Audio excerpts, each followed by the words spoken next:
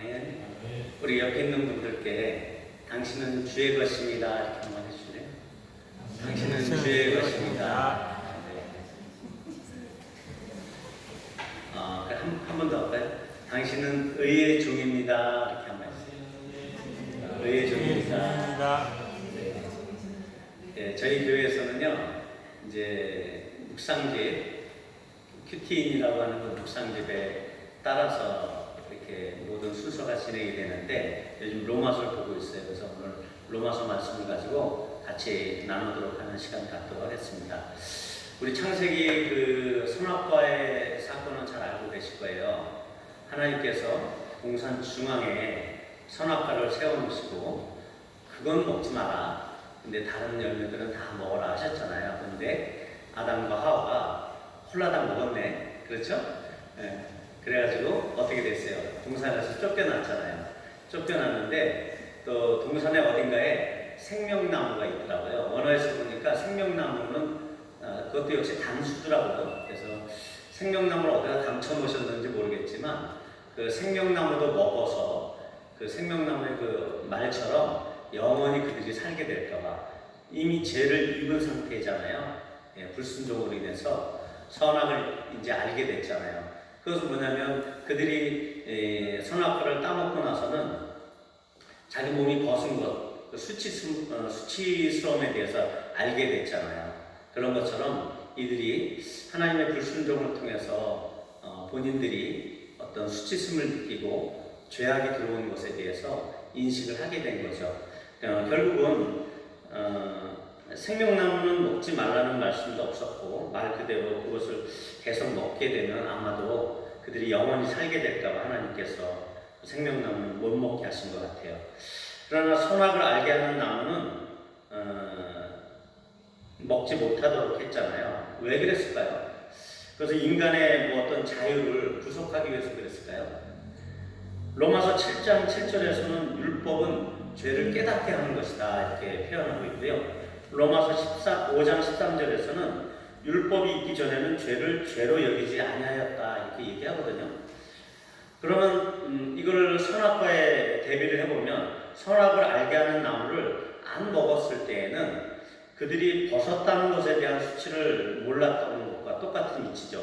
그리고 선악을 구분할 필요가 없었던 것입니다. 그러나 선악을 구분하는 삶, 그리고 인간이 자의적으로 선악을 판단하는 삶을 살게 되었다라는 이야기가 되는 것이죠. 그리고 그것을 우리는 우리말로 표현하면 자아중심적인 삶이라고 하고 자기 의를 가지고 사는 삶이라고 표현하는 것입니다. 그것이 바로 하나님 앞에서 죄라는 것이죠. 그래서 이들은 신본주의에서 인본주의로 아담과 하와가 선택하는 것입니다. 그것이 바로 인간의 죄예요. 그러나 첫사람 아담의 그 불순종, 그것에 대비해서 로마서 6장 17절에서는요, 예수님께서는 그 교훈의 본, 예수님의 그 교훈의 본, 그것을 통해서 순종의 종으로서의 하나님께 죽기까지 순종하시는 그 순종의 종으로서의 본으로 선악과 나무와 비슷한 예수님께서는 은혜의 나무로 대비되어지는 것을 볼 수가 있습니다. 선악을 아는 나무를 따먹기 전에 그 나무는 바로 하나님의 은혜를 보여주는 것이었어요. 잘 이해가 안 되죠? 왜 그러냐면 죄가 더한 곳에 은혜가 넘쳐서 예수께서 그 그리스도를 통해서 우리의 불법을 사함을 받고 죄가 가려진 존재가 되었다라고 얘기하고 있거든요. 이처럼 주님께서 우리의 죄를 더 이상 인정하지 않는다는 거예요. 우리가 죄가 있음에도 불구하고 죄가 없네? 라고 인정해 주신다는 것이죠.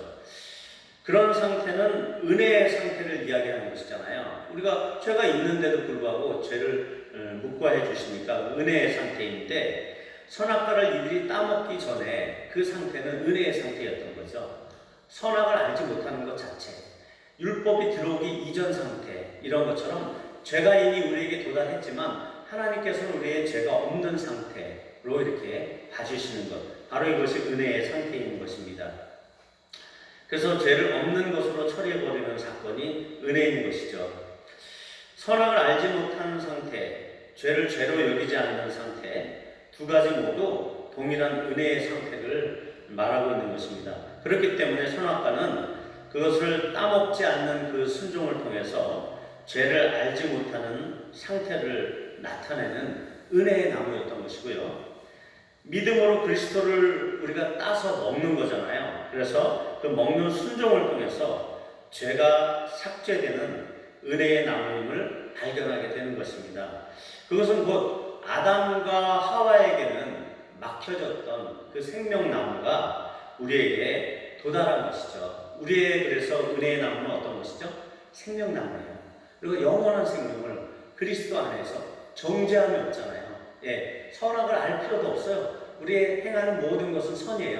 그래서 그 하나님의 그 정죄함 없는 삶을 영원토록 살게 하시는 그 생명나무를 우리가 날마다 먹고 있다는 것에 대해서 참으로 감사하시기를 바랍니다. 이처럼 로마서의 초점은 하나님의 구원의 결국은 영생인데 그 영생은 믿음으로 수반되는 하나님의 은혜의 선물이라는 것이죠. 이것이 이제 우리가 로마서 초반부에서 보여지는 로마서의 교훈입니다. 그리고 로마서 전반부에서는 바울은 기가 막히게도 구약의 창세기 15장 6절에 등장하는 한 구절을 가지고 이 복음을 설명하고 있는데요. 율법으로는 하나님의 진노를 이루지만 율법이 있기 전에 벌써 아브라함이 믿음으로 얻은 그 믿음의 법, 곧 하나님의 의를 잘 설명하고 있어요. 창세기 15장 6절 그 한 구절을 가지고요. 그 구절이 어떻게 되냐면 아브라함이 여호와를 믿으니 여호와께서 이를 그의 의로 여기시고 라는 말씀으로 해설을 하기 시작합니다.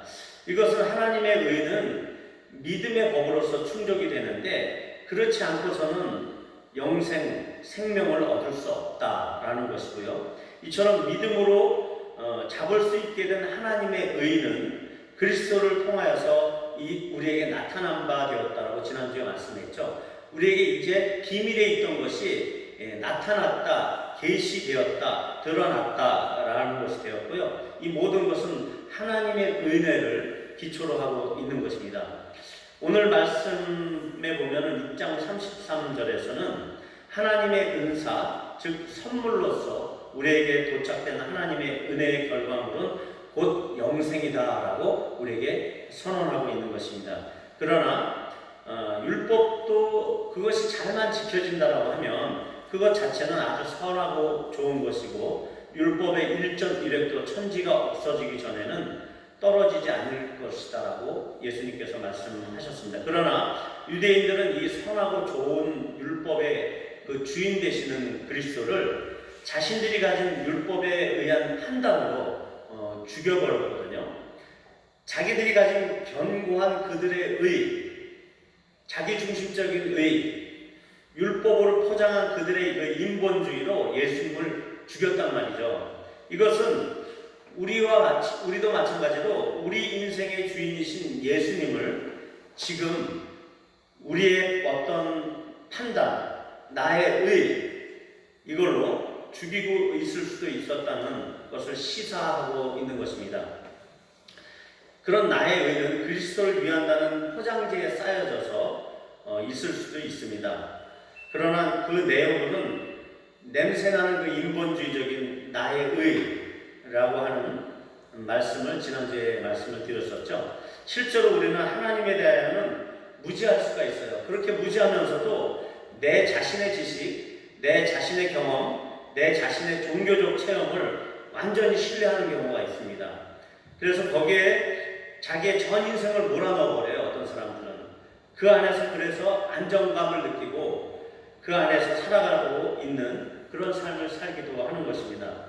오늘 그리고 지금 주님께서 말씀하시는 생생한 음성을 듣지 못하고 오랫동안 굳어진 나의 의를 따르는 삶을 여전히 살 수 있다는 것을 표현하는 것입니다. 그렇기 때문에 오늘 바로 지금 우리는 주님과의 살아있는 관계 안에서 들려오는 하나님의 음성을 들어야 되는 것입니다.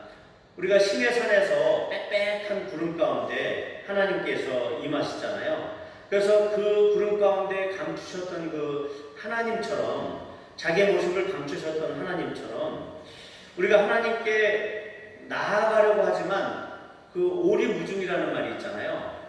오리에 걸쳐서 안개가 껴있는 그런 삶처럼 신앙의 그 선명한 무언가시 우리 손에 잡힐 것도 같은데 그런 것들이 전혀 안 보이고 분명한 진리가 우리한테 잡히지 않는 것 같은 그런 삶 가운데 있을지라도 우리는 말씀의 빛을 따라 인내심을 가지고 그냥 걸어가야 되는 그런 삶이거든요. 그렇게 오리무중 같은 우리의 신앙생활일지라도 그 막혀 있었던 휘장 그 건너편에 그 깜깜한 가운데 그 흑암 가운데 계셨던 그 하나님을 향해서 우리가 전진해야 되는 것이잖아요. 우리의 신앙생활이라는 것이. 근데 그 휘장을 위에서부터 아래로 쫙 바르신 그 예수님께서 우리를 위해 그분께서 행하시고 이루신 사역들을 묵상하라고 하시면서 그분을 더욱 신뢰하고 의지하면서 전진하라고 우리에게 독려하고 계신 것입니다. 그래서 이렇게 어둠 가운데 있고 빽빽한 구름 가운데 계시는 그 하나님이지만 이미 그리스도 예수께서 그 휘장을 가르심으로 인해서 우리가 그 휘장을 담대히 열고 들어갈 수 있는 그 신앙생활의 그 기본적인 삶을 우리가 살아야 된다는 것이죠. 지금 답답한 것 같고 신앙에 성숙이 없는 것 같고 뭔가 우리에게 뚫리지 않는 것 같지만 우리가 인내함으로 하나님을 계속적으로 추구한다라고 하면 하나님과 대면하는 그 삶을 우리가 선명하게 살 수 있을 것이다라는 것입니다. 제가 이제 그저께 철야 기도 시간에요. 이런 제목으로 기도 제목을 나눴는데 다음 달 7월 첫 주부터 매달 첫 주 금요일에는 우리가 실제적인 철야 기도를 했으면 좋겠다 했어요. 그래서 본당의 의자를 옆으로 이렇게 다 치워놓고 물론 이제 의자 위에서 잠을 자거나 아니면 앉아 있을 수 있도록 하고 무릎이 아프신 분들은 우리 이제 교회 뒤에 보면은 매트가 있어요. 두만 매트를 본당에다 쫙 깔아놓고 음악을 틀어놓고 한 새벽 4시까지 기도하고 싶은 분들은 계속 기도하고 뭐 뒤에 룸에 가서 주무실 분들은 주무시면서 계속 기도에 훈련을 했으면 좋겠다라는 말씀을 했어요. 그리고 우리 믿음의 선배들이 갖고 있었던 그 기도의 근력 이거를 우리가 다시 회복해서 지치지 않는 기도를 한번 해보자. 그래서 하나님을 만나는 체험을 한번 해보자. 이런 의도에서 그런 기도 제목을 나눠드렸거든요. 그것을 위해서 우리가 지금 기도를 부탁드립니다. 현대 그리스도인들은요, 잠깐 기도하라고 앉아있다가도 기도할 때 뒤에서 막연하게 뭔가 뭐 두려움이 와요. 그리고 막연한 무서움, 어디서 바스거리는 것 같아요. 막 바스락바스락 거리는 소리 들리고, 그 다음에 갑자기 어디서 안 들리던 소음이 들려와요. 어제 부산에 계신 어떤 분이랑 통화를 하는데 자기도 기도를 하려고 앉아있다 보니까 막 세탁기 소리가 들리더래요. 그게 기도가 안 되더라는 거죠. 그리고 여러 가지 생각들로 인해서 방해가 오고 생활의 염려나 여러 가지 것들 때문에 기도의 자리에 앉아있다가 성급히 자리를 뜨는 것이 현대 그리스도인들의 삶의 형태인 것입니다. 예를 들어서 만약에 여러분들이 갑자기 심장마비가 왔어요. 그래서 응급실에 들어갔단 말이죠. 그런데 응급실에 들어갔는데 심장이 다시 소생이 안 되고 그 왜 심장 맥박 재는 기계 그런 거 있잖아요. 아니면 그 혈압 재는 기계가 갑자기 삐익 하면서 여러분들이 사망을 했단 말이에요. 그런데 그래가지고 이제 화장터를 가거나 무덤에 시체를 묻기 위해서 가는 중간에 여러분들이 갑자기 싹 다시 깨어났어요. 네. 얼마나 기쁘고 감격이 되겠어요. 그런데 우리는 이처럼 죽어있는 자였단 말이에요. 갑자기 죽음이 와서 우리가 이렇게 죽어있는 시체가 되었던 사람들인데, 그러나 그렇게 죽은 자들 가운데서 우리는 다시 살아난 자란 말이죠. 우리는 정말 운이 좋은 사람인데, 그래서 이제는 그리스도를 위해서 덤으로 살아가고 있는 사람들이잖아요. 그래서 덤으로 사는 나의 이 시간들을 그리스도를 위해서 산다고는 하지만 조금 살다 보면은 나의 성공 신화를 위해서 막 열심히 살아가는 나의 모습을 볼 수가 있고, 나의 바벨탑을 쌓기 위해서 이 시간들을 사용하고 있는 것을 보게 됩니다. 예수님께서는요, 그 피곤하신 중에서도 많은 사람들이 예수님 주변에서 막 웅성거리는 그때에도 하나님과의 대화를 놓지 않으셨을 거예요. 그리고 더욱 아버지와 따로 대화하는 시간을 위해서 그 시간을 할애하셨던 것을 볼 수가 있습니다. 그 대화는 어떤 내용인지 잘 모르겠지만 그분의 예수님께서 이 땅에 계시면서 일거수일투족 그의 육신의 삶을 사시는 그 과정에 사소한 자그마한 것까지도 하나님 아버지와 함께 나누는 그 대화였을 수도 있겠고, 예수님의 그 인생 목표인 십자가를 향한 그 목표나 그 다음에 그 십자가를 향한 예수님의 질문이나 어떤 결단 이런 것들에 대해서 제자들 아니면 또 제자들을 양육하기 위한 뭐 방법이나 이런 것들 여러 가지 내용을 하나님과 이야기 나누셨을 거예요. 그러나 부패한 우리의 그 의인은 기도하는 습관을 너무도 가볍게 여기게 됐어요. 그게 문제가 된단 말이죠. 늘 아버지 앞에서 습관을 따라 계속 나아가셨던 예수님의 그 기도하시던 그 본을 따라서 그 본을 따르지 않고 우리는 너무도 쉽게 기도를 빨리 마무리하고 그 기도의 자리를 떠난다는 것입니다. 이렇게 우리가 기도를 포기하거나 미루게 하는 이유는 왜 그럴까요? 제가 한번 말씀드려볼까요? 우리는 하나님과의 관계보다 나의 생명을 더 소중하게 생각하기 때문에요. 우리는 시체처럼 죽었던 존재인데 덤으로 사는 존재라고 이렇게 얘기들은 하지만 실제적으로는 우리가 그 나의 생명을 더 귀하게 여긴다는 것에 문제가 있는 것입니다. 기도를 하려고 하다 보면 내일 시험 볼 게 생각이 나잖아요. 내일 공부해야 될 분량이 있는데 이거 생각이 나잖아요.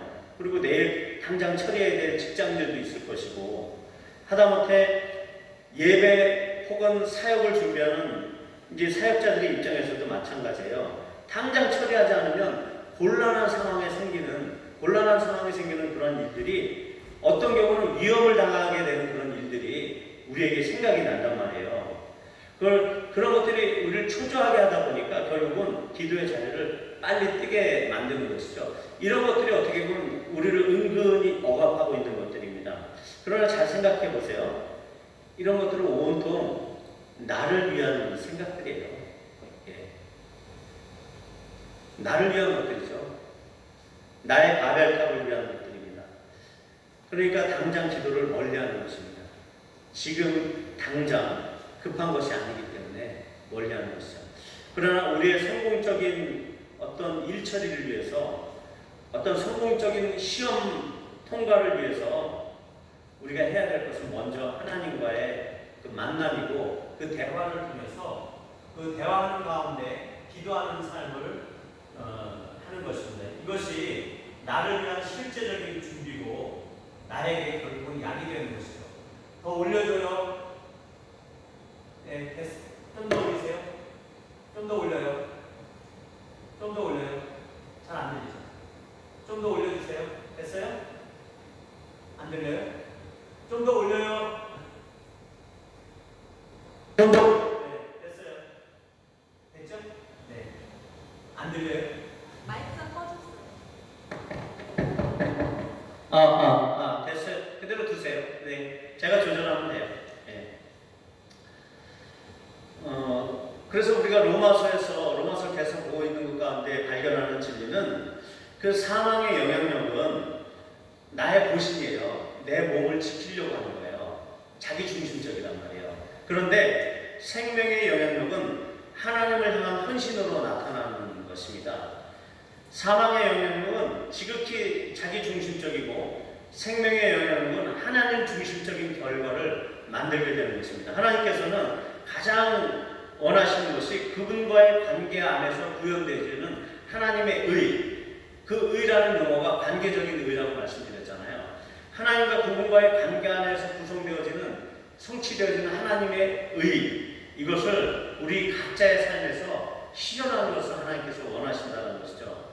그 하나님의 의가 나의 삶에 이루어지도록 구체적으로 성취되어질 수 있도록 예수님께서는 이미 그 두꺼운 휘장을 위에서부터 아래로 쫙 가르시고 그 지성소에 임하시는 하나님의 그 임재를 그 임재 안으로 우리가 들어가기를 원하신다는 것을 우리에게 나타내신 것입니다. 이 지성소 안에는 하나님의 그 빽빽한 구름뿐만이 아니라 또 다른 연기가 피어오르고 있는 것에 대해서 우리가 주목해야 합니다. 그것은 바로 우리의 기도인 것입니다. 이 향연, 다른 향연이 하나님을 향해서 올라가고 있는 것인데 이것이 바로 우리의 기도라는 말씀이시죠. 생명의 영향력은 우리의 헌신으로 나타난다고 말씀드렸는데 우리는 하나님께 헌신한다고 하면서 기도하는 것을 헌신이라고 생각하지 않는다는 것이죠. 예. 우리가 헌신이다라고 할 때 그저 기도하는 것에 대해서는 헌신한다라고 얘기를 안 해요. 우리가 몸으로 바치는 어떤 공동체 봉사나 예배에 참석을 하는 것, 그 다음에 헌금하는 것, 이런 것들을 헌신이라고 생각한다는 것이죠. 물론 그것은 우리의 시간과 재정과 몸을 드리는 제사와 같은 아주 아름다운 행위임에는 분명합니다. 그것들 역시 주를 섬기고자 하는 그 아름답고 선한 마음에서 시작된 것이잖아요. 그러나 진짜 헌신은 기도인 것입니다. 우리가 하나님께 헌신하겠다 그러면 기도의 시간을 가져야 돼요. 그것이 하나님께 올바른 헌신입니다. 하나님은 우리의 마음을 원하시는 것이에요. 또한 하나님의 마음을 나누기를 원하시는 어떤 존재가 필요하신 것이에요. 예수님과 같은 그 존재를 하나님의 마음속에서는 아직도 그리워하시는 것이에요. 수많은 그의 자녀들이 있지만 하나님의 그 마음의 중심 안에서 하나님의 지성소, 하나님의 임재가 있는 그 자리 안에서 빽빽한 구름처럼 보이지 않는 것 같지만 믿음으로 그분을 향해서 내가 주님 만나고 싶습니다. 아버지 주님과 대화하고 싶습니다. 라고 이렇게 끝까지 인내하면서 뒤로 물러서지 않고 끈질기게 하나님을 만나고자 하는 그 열망을 가진 그 한 사람을 하나님께서 찾고 계시다라는 것이죠. 그런 사람과 더 깊은 이야기를 하고 싶으신 것이에요. 그래서 당신의 비밀을 나눠주고 싶으신 것입니다. 그럼에도 불구하고 우리는 이 깊은 관계와 교제 안으로 더욱 들어가는 것에 대해서 헌신하지 않아요. 하지만 어떤 경우는 그것을 원하는 경우도 있잖아요. 근데 왜 더 이상 나아가지 못하고 있는 것일까요? 여전히 지성소 안에서 기다리고 계신 그 하나님과 이미 그 휘장을 찢으시고 열어놓으신 그 예수님의 희생은 나를 통해서 여전히 무시당하고 있는 그런 삶인 것처럼 보여지는 것입니다. 지난주 금요일날 김선희 전도사님께 이제 말씀을 부탁하면서 수요일과 금요일날 이제 기도의 중요성에 대해서 계속 말씀을 해주셨는데 신구약 성경에서 많은 부분의 기도는 간절한 간구의 기도였다라고 이제 김선희 전도사님께서 말씀하셨단 말이죠. 인생의 여러 가지 그 이유는 인생에 우리에게 던져지는 여러 가지 문제들이 있잖아요. 하나님께서는 이 고난이나 이 문제들을 통해서 하나님께 더 가까이 나아오라고 말씀하시는 거잖아요. 이 고난들을 결국 우리가 손에 펼쳐들고 하나님 앞에 나아가는 그 과정 가운데서 하나님을 절실히 찾게 되지 않겠어요? 결국은 그 하나님을 절실히 찾다가 결국은 하나님의 본체, 하나님의 그 현현, 하나님의 임재의 실제를 우리가 그 하나님을 찾는 과정 가운데 뭔가 문제를 가지고 나가지만 그 가운데서 하나님을 진짜 만나기를 원하시는 그 뜻 가운데서 하나님의 그 의도 가운데서 이런 문제들을 던져준다. 그래서 성경의 대부분의 기도에 대한 부분들은 아주 간절한 기도, 간구에 포커스를 맞추고 있다. 이렇게 얘기를 하시는 것을 들었습니다. 로마서 오늘 보신 6장 16절에서는요.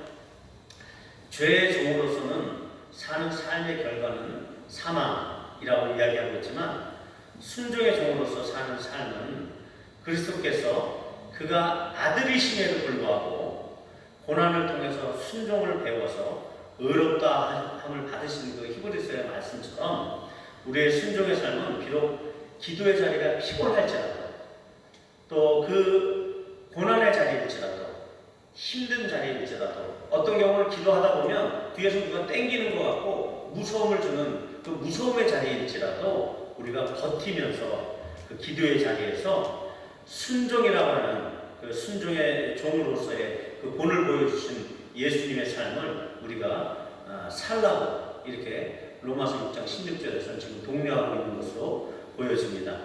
우리 모두는 하나님께서 보여주신 이 교훈의 본을 따르기를 원하잖아요. 로마서 6장 17절의 말씀처럼. 그리고 사복음서에서 보면은요, 여러분이 이 사복음서를 통해서 볼 수 있는 예수님에 대한 어떤 그 교훈이나 이런 것들을 볼 때 가장 인상적으로 기억에 남는 어떤 모습이나 이런 것들은 어떤 것이 있을까요? 저 개인적으로는 뭐 이렇게 능력을 행하고 막 파도를 잠잠케 하고 죽은 자를 살리시고 이런 것들보다 또 뭐 어떤 경우는 어린아이들이 내게로 오는 것을 금하지 말라 이런 뭐 그런 아름다운 모습보다, 그리고 많은 사람들 앞에서 막 배를 띄워놓으시고 프리칭 하시잖아요. 사람들이 밀려오니까 배를 좀 띄워놓으시면 거기서 사람들에게 설교를 하시잖아요. 이런 모습보다 더 인상적으로 와닿는 모습은 그분이 하나님 앞에서 새벽 미병에 일어나서 기도하고 있는 이 모습이 잊혀지지 않는 거예요. 사복음서 안에서 그 예수님의 본이라고 하는 것은 형태의 이미지, 그런 걸 볼 수 있잖아요. 모델. 그 예수님의 모습 중에서 가장 인상에 남는 부분은 저 개인적으로는 이 기도하는 모습이라는 것이죠. 그런 것처럼 이 교훈의 본을 마음으로 순종하는 저희가 되기를 원합니다. 그래서 의의 종으로 우리가 예수님 앞에서 살려고 한다면 예수님처럼 기도해야 되겠다는 말씀을 드리고 싶습니다. 로마서 6장 19절에서 바울 사도는 내가 사람의 예대로 말한다 이런 말로 표현하고 있습니다. 그 이유는 그 로마에 있는 교인들이 아직도 신앙의 수준이 아직 어린아이 같은 수준이기 때문에 사람의 예대로 말한다 이렇게 표현할 수도 있을 수도 있고요. 또한 육신이 연약한 사람들, 기도하려고 하는데 자꾸 졸리고 뭔가 두려움이 오고 뭔가 염려가 일어나는 이런 육신이 연약한 사람들을 향해서 내가 사람의 예대로 말한다 이렇게 표현하고 있는 것 같아요. 그래서 일반적인 사람의 수준의 사람 수준에서의 어떤 종의 이야기를 지금 하고 있는 것입니다. 종과 주인의 관계를 사람이 예를 들어서 설명하고 있다고 얘기하는 것이에요. 그럼 우리가 의의 종으로 하나님의 종으로 산다라고 하는 그것은 우리의 지체를 그 주인 대신 하나님 앞에 드린다는 것입니다. 우리의 마음을 드린다는 게 아니에요. 종은 그 주인의 음성을 듣고 늘 주인의 음성에 귀 기울이고 있는 존재거든요. 어디 한눈 팔 데가 없잖아요. 늘 주님이 무엇을 지시할까? 늘 주님이 무엇을 말할까? 이렇게 귀를 쫑긋하고 세우고 있는 것이 종의 자세인 것입니다. 이처럼 바울은 우리 육신이 연약한 우리에게 육신을 쳐서 기도하라고 말씀하고 있는 것처럼 들려지는 것입니다. 우리가 예배나 경배를 드린다고 하잖아요. 그때 우리 육신을 이렇게 세워서 이 자리에 오는 것이잖아요. 우리가 하나님의 선한 사역에 동참한다고 하잖아요. 그때 우리 몸을 사용해가지고 어떤 뭐 단기 선교도 가고 다른 사람들을 세우고 양육하기 위해서 시간을 내서 우리가 몸을 움직여서 찻집에 가서 그들을 양육하고 이렇게 하는 거잖아요. 이런 것처럼 동일하게 우리가 우리 몸을 일으켜서 하나님을 만나는 그 자리 가운데 가는 것, 이것이 바로 종의 자세라고 볼 수가 있는 것입니다. 이처럼 우리의 지체를 의에게 종으로 내줘 기도해야 된다는 것을 강조하고 싶습니다. 하나님의 관계 안에서 의의 종, 하나님의 종으로서의 산다는 것은 늘 주인의 음성을 듣고 그 음성대로만 실천하는 삶을 이야기합니다. 그것이 예수님의 삶이고 예수님께서 보여주신 우리의 본입니다. 그것은 영적인 삶을 이야기합니다. 그러나 우리 대부분의 사람들은 이 영적인 삶을 가는 육신적인 생각, 몸의 생각, 육신의 소리를 듣고 싶어 합니다. 영적인 삶으로의 돌파가 그래서 필요한데 우리가 그것을 실천을 해야 되는 것입니다. 어떤 우리 중에 어떤 분은 이미 하나님과의 친밀한 가운데로 들어가서 매일 하나님의 말씀하심을 듣고 그 말씀에 순종하고 풍성한 삶을 살고 계신 분도 있으실 거예요. 하지만 저를 비롯한 대부분의 성도님들은 하나님 앞에서 그렇지 못한 삶을 사는 것이 우리 현실입니다. 그리스도의 종 바울은 사도로 부르심을 받았다고 확신하고 있어요. 여러분은 하나님 앞에서 무엇으로 부르심을 받았다고 확신하고 있습니까? 그 부르심을 위해서 무엇을 할 것이라고 여러분들이 다짐하고 있습니까? 저는 여러분이 먼저 더 기도하는 종으로서의 그 부르심을 받았다고 확신합니다. 그래서 기도하는 종으로서의 삶을 먼저 사셔야 됩니다. 그래서 그 부르심이 완성될 수 있도록 먼저 기도하는 종으로서의 삶을 살기를 권면드립니다. 역사상 하나님을 아빠라고 불렀던 존재는 없었습니다. 예수님이 최초의 사람인 것입니다. 하나님과의 관계를 잘 나타내고 있는 이 아빠, 우리가 아바 아버지라고 하는 그 아람어의 아바, 이 아빠라고 하는 그 말은 하나님과의 관계를 잘 나타내고 있는 단어인데, 이 단어를 예수님께서 우리에게 공개하신 거예요. 역사에 없던 그 아바라는 단어를 우리에게만 공개를 하시는 거란 말이에요.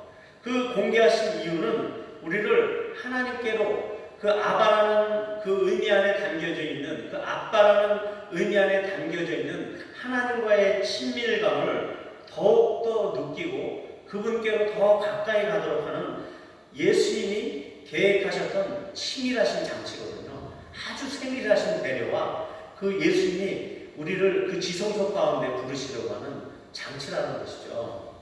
그래서 우리 모두는 우리의 아빠와, 하나님 그 아빠와 더 깊은 대화로 들어가기를 힘써야 된다는 것입니다.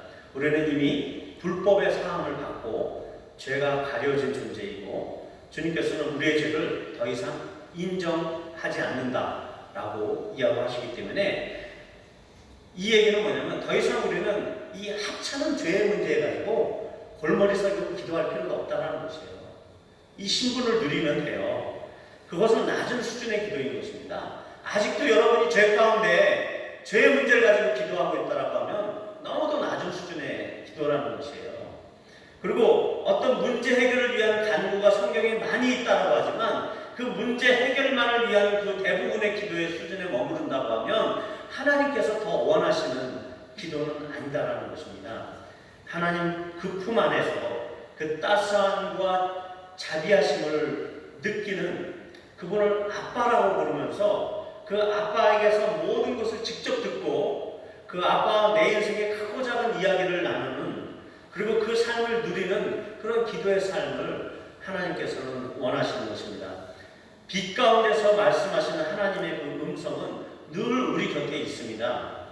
그 말씀을 가까이 하고 묵상을 하는 중에 분명히 하나님의 음성은 들려지게 돼 있거든요. 그렇기 때문에 우리가 하나님의 음성이 안 들린다, 하나님께서 말씀 안 하신다, 이렇게 생각하시는 것은 오해입니다.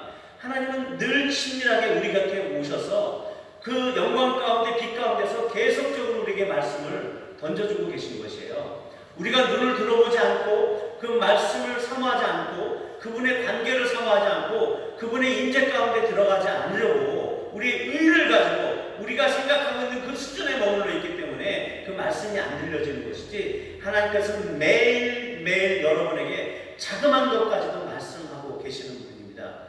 여러분들이 그래서 기도의 깊은 곳 안에, 그리고 말씀 묵상의 깊은 곳 안에 들어가게 되면 여러분들의 모든 필요를 하늘의 만나를 통해서 채워주실 것이라고 저는 확신합니다. 그래서 우리는 이미 종의 신분에서 아빠라고 부를 수 있는 신분으로 승격된 삶을 살고 있는 것이기 때문에 이제는 이 삶을 충분히 누리는 그러한 기도의 삶을 사시길 주님의 이름으로 축원드립니다. 같이 기도하시겠습니다.